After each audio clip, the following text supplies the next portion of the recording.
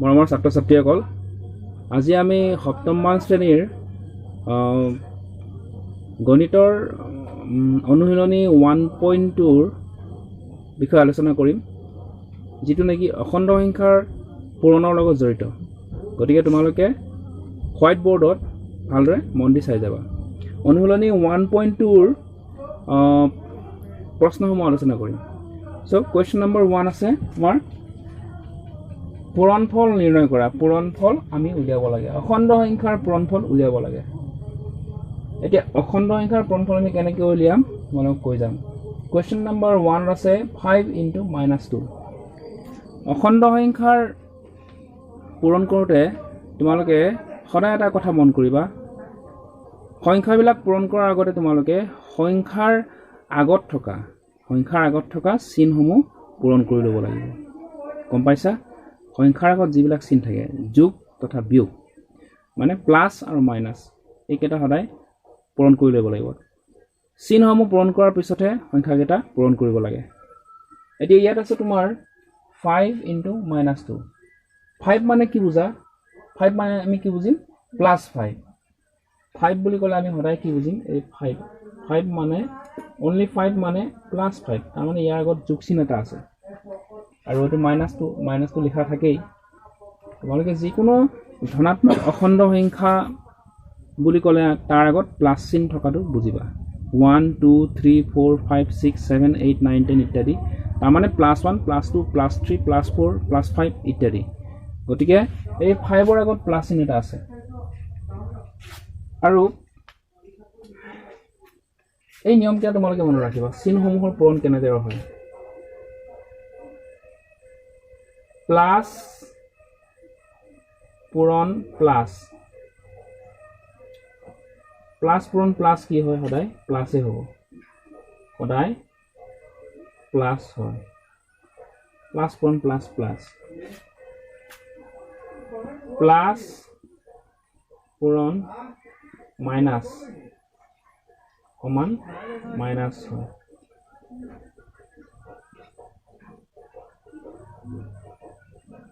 আৰু মাইনাছ পূৰণ মাইনাছ সমান কি হয়? Plus. Minus into minus plus হয়। এতিয়া এই অংকটো চোৱা, তোমালোকে এই অংকটো চোৱা আমি কেনেদৰে কৰিম। এটা আছে 5 × -2। গতিকে 5ৰ আগত প্লাছ চিন আছে আৰু ইয়াৰ 2ৰ আগত মাইনাছ চিন আছে। গতিকে প্লাছে মাইনাছে পূৰণ কৰিলে কি হ'ব? প্লাছে মাইনাছে মাইনাছ হ'ব। গতিকে মাইনাছ চিনটো আমি বহাব লাগিব আগতে, যিহেতু চিনসমূহ আগতে পূৰণ কৰি ল'ব লাগিব। তাৰপিছত তুমি সংখ্যা দুটা পূৰণ কৰা। 5 × 2 কিমান? 10। গতিকে ইয়াত 10 বহিব। এইটো হৈছে উত্তৰ। মানে মষ্ট ইম্পৰ্টেণ্ট থিং, মানে সদায় চিনসমূহ পূৰণ কৰি ল'বা। অখণ্ড সংখ্যাবিলাক তোমালোকে বা যিকোনো সংখ্যা, ইয়াত অখণ্ড সংখ্যাৰ কথা আলোচনা কৰি আছোঁ, যিকোনো দুটা সংখ্যা পূৰণ কৰিলে তাৰ আগত যিখিনি চিন আছে সেই চিনসমূহ পূৰণ কৰি ল'ব লাগে। গতিকে ইয়াৰ উত্তৰ হ'ব -10। এতিয়া আমি 5 নম্বৰ প্ৰশ্নটো চাম। 5 নম্বৰ কুৱেশ্যনটো কি আছে চাম। 5 নম্বৰ প্ৰশ্নটো আছে কি তোমাৰ -12 × 0 × -17। দেখিছানে? আৰু ইয়াত এটা কথা মন কৰিবলগীয়া, ইয়াত 0 আছে। আৰু তোমালোকে এটা কথা নিশ্চয় জানা যে যিকোনো সংখ্যাক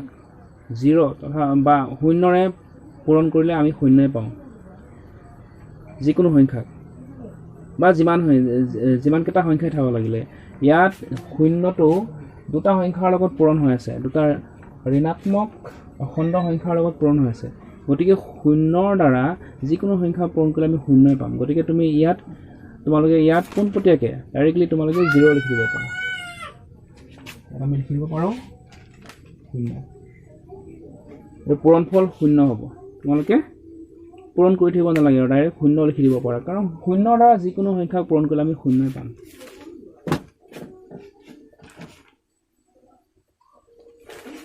এতিয়া মই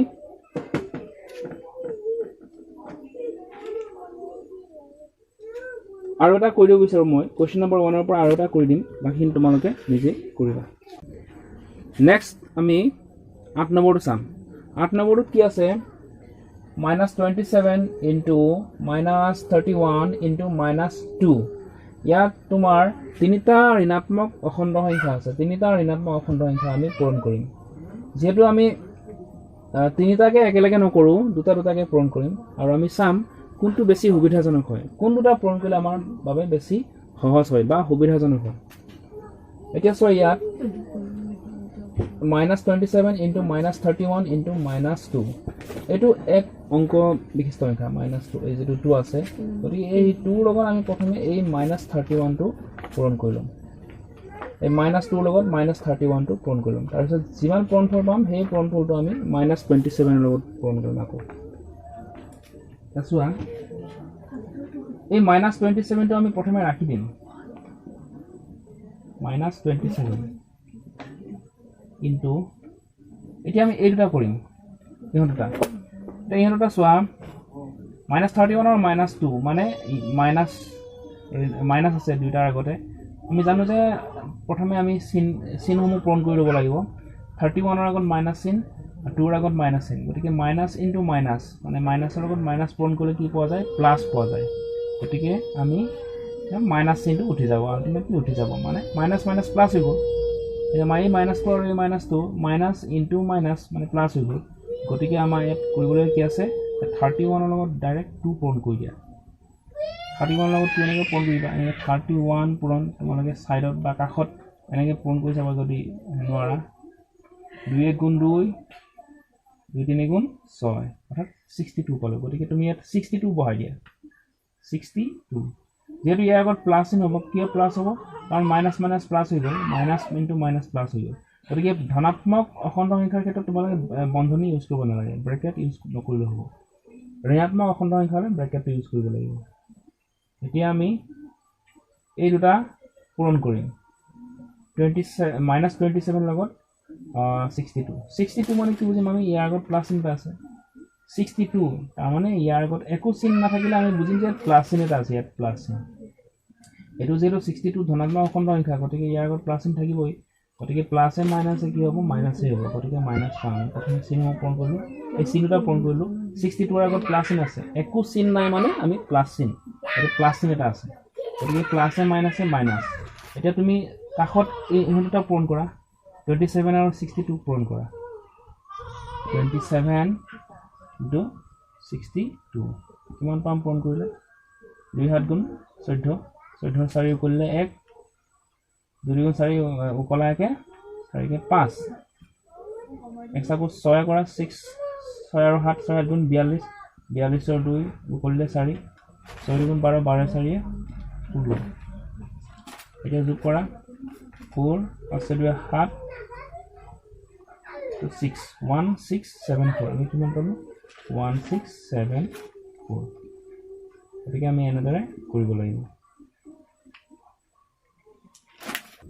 এতিয়া আমি কোৱেশ্চন নাম্বাৰ 2 লে আহো কোৱেশ্চন নাম্বাৰ 2 কি দিছে তোমালোকক সত্য বিচাৰ কৰা সত্য তাৰ মানে কি সত্য নে অসত্য আমি বিচাৰ কৰিব লাগে আমাক যেটো কৰিবলৈ দিছে ইয়াত অংক এটো সত্য নে অসত্য বিচাৰ কৰিব লাগে ইয়াত দুটা পক্ষ আছে এইফালে বাও পক্ষ আৰু এইফালে সোঁ পক্ষ মাজত সমান চিন আছে অৰ্থাৎ বাও পক্ষৰ লগত সোঁ পক্ষটো সমান হয় না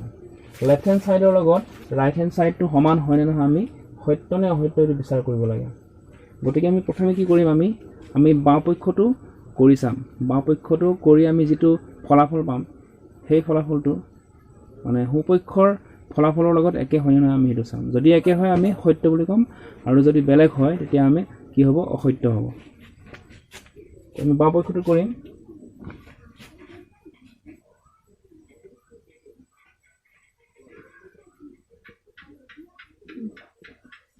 সমাধান বাও পক্ষ লিখা বাও পক্ষ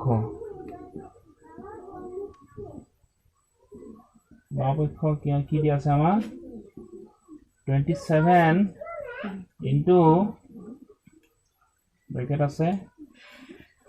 সৰু ব্ৰেকেট আছে -5 plus 10 এটা আমি তো সৰল কৰিব লাগিব ইয়াত 27 আমি পুৰণা কাম এইবিলাক পিছত কৰিম এই বটমাছ ৰুল প্ৰয়োগ কৰা হ'ব বৰ্তমান ৰুলৰ বিষয়ে মই পিছত কম কৈ আছো তোমালোকক এই বন্ধনীৰ কামটো আগত কৰিব লাগিব আমি বন্ধনীৰ কাম আগত কৰিব লাগিব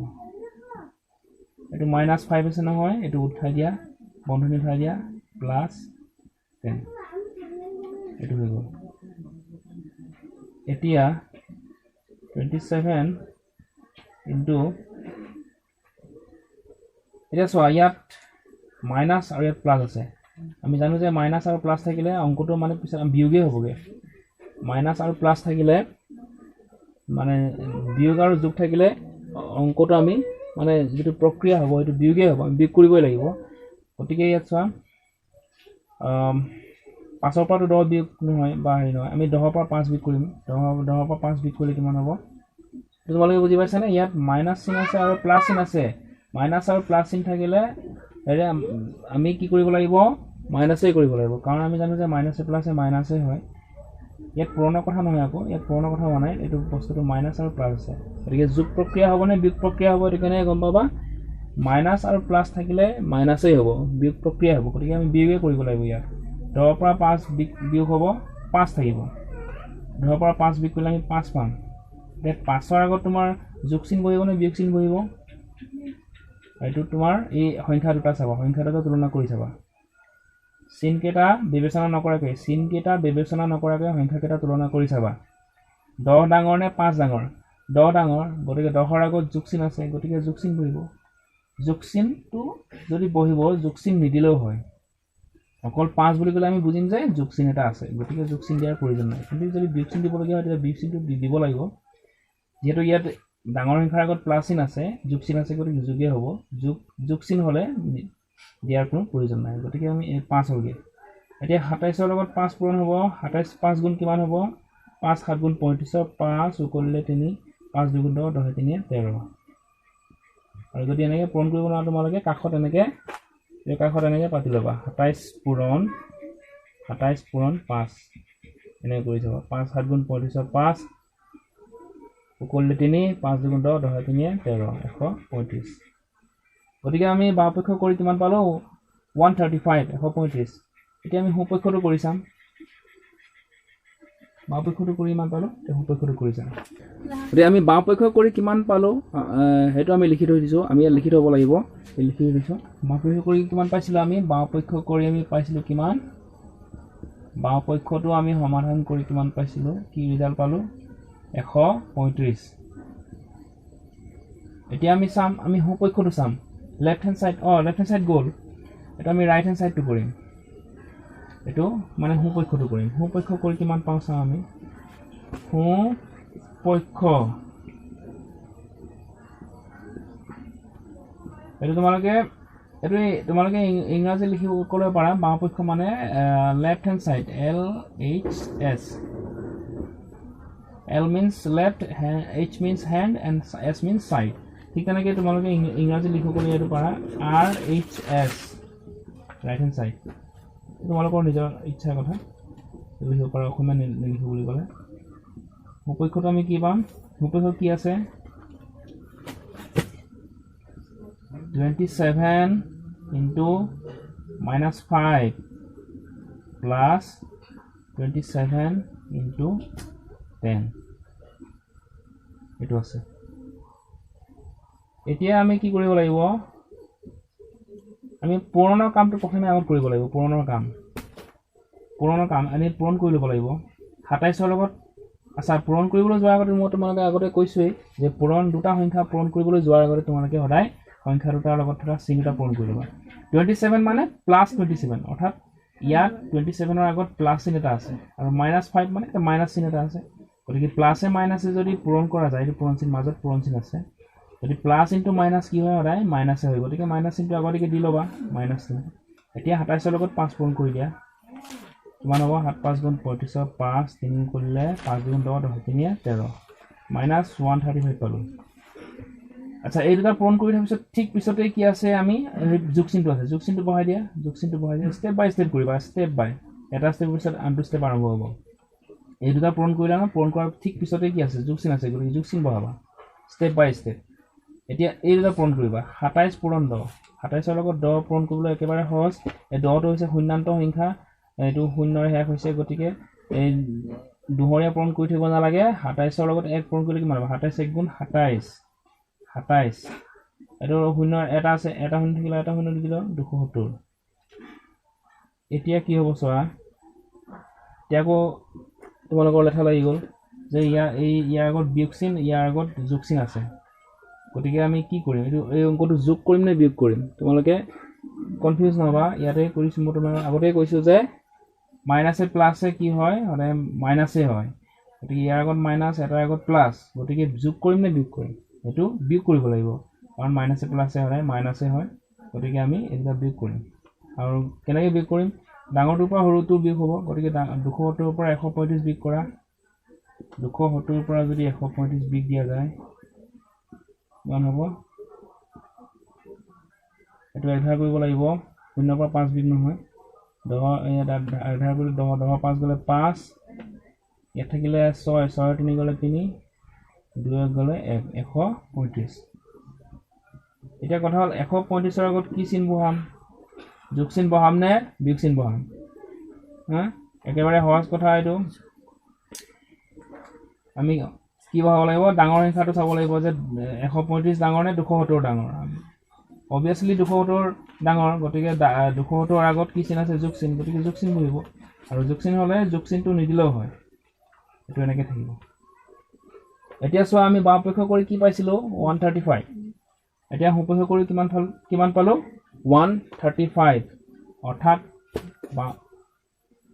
অৰ্থাৎ বামপক্ষ সমান সোঁপক্ষ অৰ্থাৎ বামপক্ষ বা দেখা গ'ল যে লিখিব পাৰে বামপক্ষ সমান সোঁপক্ষ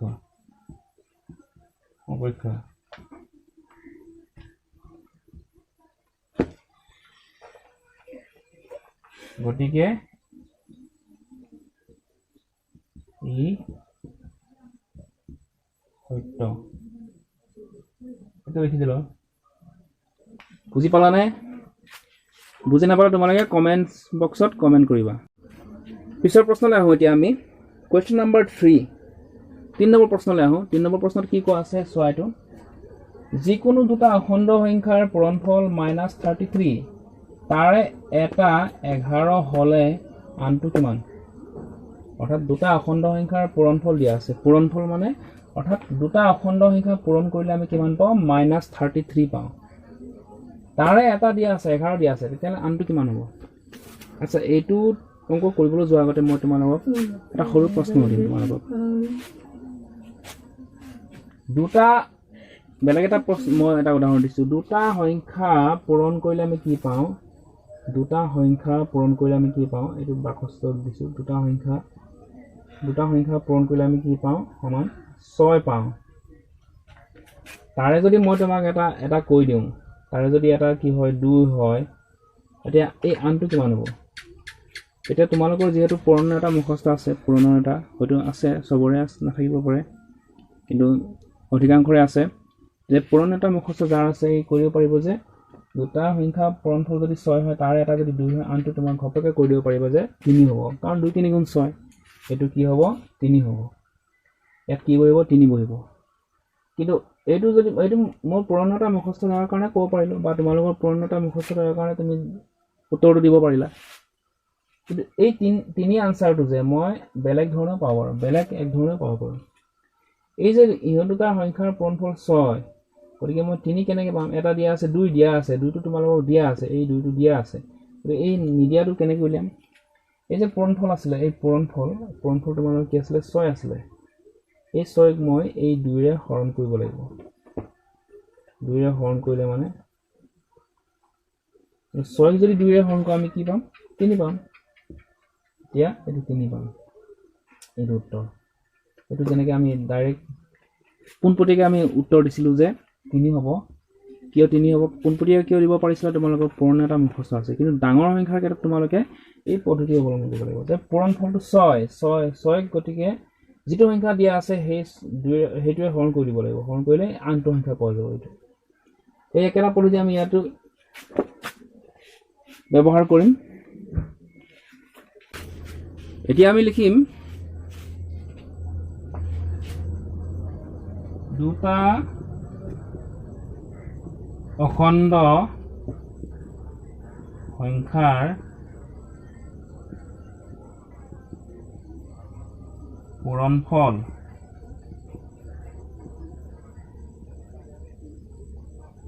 সমান -33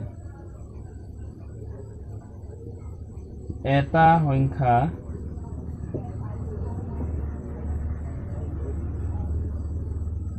সমান 11 এটাকে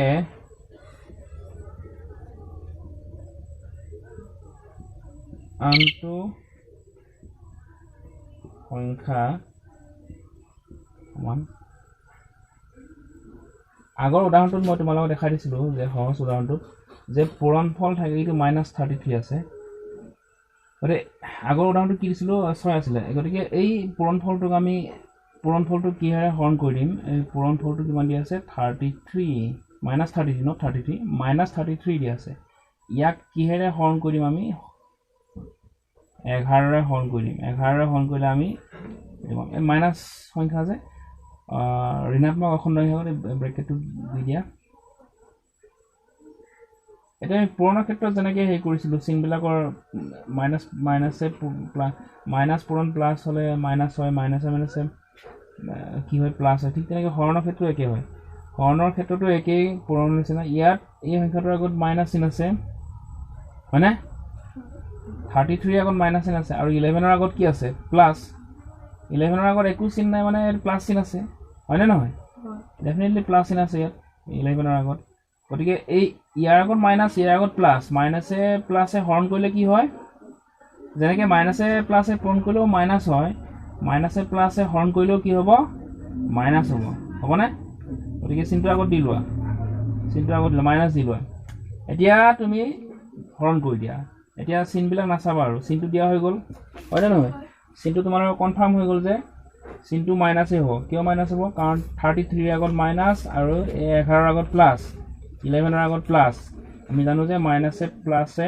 হৰণ কৰিলেও মাইনাছে হয় যেনেকৈ মাইনাছে প্লাছে পূৰণ কৰিলে মাইনাছ হয় মাইনাছে প্লাছে হৰণ কৰিলেও মাইনাছ হয় আকৌ মাইনাছে পূৰণ কৰিলে যেনেকৈ প্লাছ হয় মাইনাছে হৰণ কৰিলেও সেই প্লাছে হয় একে নিয়মে খাটে গতিকে ইয়াত মাইনাছ চিনটো আগত বহাই লোৱা এতিয়া 33 ৰ 11 হৰণ কৰি দিয়া 33 ৰ 11 হৰণ কৰি দিয়া গতিকে 11 এটা মুখস্থ থাকিব লাগিব হয় নহয় 11 ঘৰৰ এটা মুখস্থ 11 কে 11 2 11 22 3 11 33 3 11 33 তিনিবাৰ দিব লাগিব গতিকে হা 11 লগত 3 পূৰণ দিলে 33 পাম গতিকে আমি 33 ক যদি 11 হৰণ কৰোঁ কেইবাৰ দিব লাগিব 3 সেইটো উত্তৰ -3 হ'ব ইয়াৰ উত্তৰ মাইনাছ চিনটো আহিব ঠিক আছে কুৱেশ্যন নম্বৰ 3 আৰু দুটা প্ৰশ্ন আছিল সেই প্ৰশ্নটো তোমালোকে নিজেই কৰিবা আৰু যদি নোৱাৰা তোমালোকে মোক কমেণ্টছ বক্সত কমেণ্টছ কৰিবা যে কোনকেইটাত তোমালোকৰ বুজিবলৈ অসুবিধা হৈছে ডিফিকাল্টি হৈছে গতিকে মই কুৱেশ্যন নম্বৰ 4 লৈ আগবাঢ়িছোঁ কুৱেশ্যন নম্বৰ 4 লৈ আহোঁ কুৱেশ্যন নম্বৰ 4 তোমালোকক কি দি আছে উপযুক্ত বিধি প্ৰয়োগ কৰি পূৰণফল নিৰ্ণয় কৰা আচ্ছা অখণ্ড সংখ্যাৰ কিছুমান বিধি আছিলে মই তোমালোকক উল্লেখ কৰা নাছিলোঁ কাৰণ উল্লেখ কিয় কৰা নাছিলোঁ মই ভাবিছিলোঁ যে তোমালোকক মানে এই কুৱেশ্যনবিলাকৰ জৰিয়তে মই বুজাই দিম এই যিখিনি অনুশীলনীত আছে প্ৰশ্ন সেই প্ৰশ্নবিলাকৰ জৰিয়তে মই তোমালোকক বুজাই দিম ইয়াত চোৱা আমাক এই তিনিটা অখণ্ড সংখ্যা দিয়া আছে তিনিটা অখণ্ড সংখ্যা পূৰণ কৰিব লাগে আমাক যেনেকৈ দিয়া আছে তেনেকৈ পূৰণ কৰিলে আমাৰ বহুত জটিল হ'ব এইটো বহুত কঠিন হ'ব 125ৰ লগত যদি মই ডাইৰেক্ট যদি 54টো পূৰণ কৰিব যাওঁ এইটো দুহৰীয়া পূৰণ হ'ব আৰু বহুত জটিল হ'ব তোমালোকৰ কাৰণ অকণমান কি হ'ব টাইমো ল'ব এটা সময়ো খাব সময় খৰচী হ'ব গতিকে আমি এই সংখ্যা তিনিটা ওলট পালট কৰি সিহঁতৰ স্থান সাল সলনি কৰি কিবা সহজ বা সুবিধাজনক কৰি ল'ব পৰা হয় নেকি চাম কেনেকৈ চাবা ইয়াতে কিছুমান বিধি আছে তোমাৰ এতিয়া যদি মই 125ৰ লগত 54 পূৰণ কৰোঁ ডাইৰেক্ট তেতিয়া বহুত জটিল হ'ব গতিকে মই 125ৰ ওচৰলৈ 8টো লৈ আহিম 125ৰ লগত যদি মই 8টো পূৰণ কৰোঁ এতিয়া মই এটা শূন্যান্ত সংখ্যা পাম শূন্যৰে শেষ হোৱা সংখ্যা পাম আৰু শূন্যান্ত সংখ্যাৰ লগত পূৰণফলটো একেবাৰে সহজ হৈ যায় এতিয়া কি শূন্যান্ত সংখ্যা পাম চাবা বহুত ইণ্টাৰেষ্টিং হ'ব কথাটো এতিয়া মই 125ৰ ওচৰলৈ কাষলৈ কি লৈ আহিম মই এই 8টো লৈ আহিম 8 এই 8টো এইখিনি মই জায়গা বান্ধি দিলো আৰু মই এই পূৰণ এই 54টো পৃথক কৰিলো মই 54টো পিছত পূৰণ কৰিম মানে আগতে কি আছিল 54 সংখ্যাটোৰ মাজত আছিল হয় নহয় 8টো একেবাৰে শেষত আছিল শেষত গতি 8টো মই এই মাজলৈ লৈ আহিলো এই -54 মানে -54টো মই পিছলৈ লৈ গলো এটো মানে ক্ৰমটো সলনি কৰিলো এটো তিনটা অখণ্ড সংখ্যা যদি এনেকৈ থাকে আৰু এনেকৈ যদি ইহঁতৰ স্থান সালসলনি কৰা হয় সালসলনি কৰিলেও একেটাই থাকে ইহঁত দুটা আকৌ পৰস্পৰ সমান 125 পূৰণ -54 পূৰণ 8 এটো হেতু কৰি আমি যিমান পাম এই 125 পূৰণ 8 পূৰণ -54 মানে এইটো কৰিলে একেই পাম গতিকে ইয়াত মাত্ৰ স্থানটোৱে সালসলনি কৰা হৈছে আৰু ইয়াত যেটো আমি ব্যৱহাৰ কৰিছো যেটো বিধি প্ৰয়োগ কৰিছো এইটো কোৱা হ'ব ব্ৰেকেটত লিখি থবা সহযোগ বিধি সহযোগ এটো কোৱা হয় সহযোগ বিধি সহযোগ বিধি সহযোগ পূৰণৰ সহযোগ বিধি হা এটো পূৰণৰ সহযোগ বিধি এছ'চিয়েটিভ প্ৰপাৰ্টি বুলি কোৱা হয় ইংলিছত কোৱা হয় এছ'চিয়েটিভ প্ৰপাৰ্টি এটি 125 লগত তুমি 8 পূৰণ কৰিলে কিমান পাবা 8 5 গুণ 40 ৰ 0 4 কৰিলে 8 2 গুণ 16 16 4 20 20 ৰ 0 2 কৰিলে 8 গুণ 8 8 2 10 পালানে 1000 1000 পালানে এটো শূন্যান্ত সংখ্যা হয় নহয় তিনটা শূন্য আছে তিনটা শূন্যৰে শেষ হৈছে এটি এই দুটা পূৰণ কৰি আমি 1000 পালো 1000 ইয়াৰ পিছতে কি আছে পূৰণ চিন আছে নাই স্টেপ বাই স্টেপ যাবা এই দুটা পূৰণ কৰি এইটো কাম শেষ কৰি 1000 পালো এইটো কাম শেষ হৈ গ'ল গতিকে এই পূৰণ চিন আছে এই নেক্সট পূৰণ চিন দিয়া আৰু আছে কি -54 আচ্ছা পূৰণ কৰিব যোৱাৰ আগতে আমি চিনবিলাক পূৰণ কৰি লম 1000 ৰ আগত প্লাস চিন আছে একো চিন নাথাকিলে আমি প্লাস চিন মই বাৰে বাৰে ৰিপিট কৰি আছো পুনৰাবৃত্তি কৰি আছো তোমালোকে ভালদৰে মন কৰি যাবা এই 1000 ৰ আগত একো চিন নাই মানে প্লাস চিন আছে আৰু -54 এটো মাইনাস চিন আছে গতিকে প্লাস ইনটু মাইনাস কি হ'ব প্লাস ইনটু মাইনাস মাইনাস হ'ব এতিয়া চোৱা তুমি এই 1000 ৰ লগত গোটেই 54 টো পূৰণ কৰি দিব নালাগে এনেকৈ যে আমি পাতি লওঁ 1000 পূৰণ 54 এইটো অদৰকাৰী এইটো পূৰণ কৰি থাকি লাভ নাই এইটো বহুত সময় ল'ব সময় খৰচী গতিকে তুমি এই শূন্যকেইটা নাই বুলি ভাবি লোৱা এই একৰ পিঠিত শূন্য তিনটা নাই বুলি ভাবি লোৱা নাই বুলি যদি ভাবি লোৱা তেতিয়া এই 54 ৰ লগত 1 পূৰণ কৰিলে কিমান হ'ব 54 1 গুণ 54 1 গুণ 54 আৰু ইয়াৰ পিছত শূন্য তিনটা লগাই দিয়া শূন্য তিনিটা লগাই দিলে হ'ব মানুহ সো এইটোই হৈছে উত্তৰ গতিকে আমি কিমান সহজে কৰিব পাৰিলো এই অংকটো শূন্যান্ত সংখ্যা যদি থাকে তোমালোকে এনেদৰে কৰিবা শূন্যান্ত যদি সংখ্যা থাকে শূন্যৰে শেষ হোৱা সংখ্যা থাকে তেতিয়া তোমালোকে এই ট্ৰিকটো ব্যৱহাৰ কৰিবা সো আজিলৈ আমি আহো নেক্সট ক্লাছত আমি আকৌ লগ পাম So thank you everyone for watching. See you in the next class.